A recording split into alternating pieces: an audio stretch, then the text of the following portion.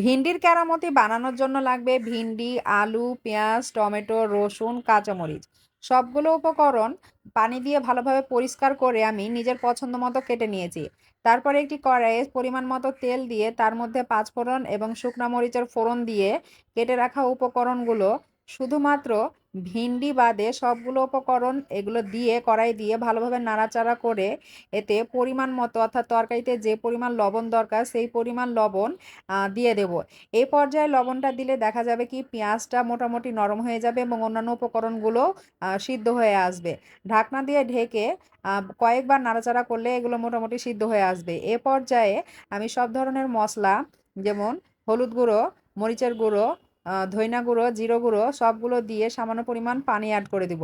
পানি অ্যাড না করলে দেখা যাবে মশলাটা পুড়ে যাবে। সবগুলো মশলা দিয়ে পানি অ্যাড করার পর এগুলো ভালোভাবে নাড়াচাড়া করে আবারও ঢাকনা দিয়ে কয়েকবার হচ্ছে নেড়েচেড়ে কষিয়ে কষিয়ে রান্না করলেই মোটামুটি আলুটা ৮০ ভাগ পর্যন্ত সিদ্ধ হয়ে যাবে। এ পর্যায়ে এসে কেটে রাখা ভিন্ডিটা দিয়ে দিতে হবে। ভিন্ডিটা যদি রান্নার শুরুতেই, অর্থাৎ সবগুলো উপকরণের সাথে দিয়ে দেওয়া হতো তাহলে ভিন্ডিটা এত পরিমাণে গলে যেত যে খেতে আর ভালো লাগতো না।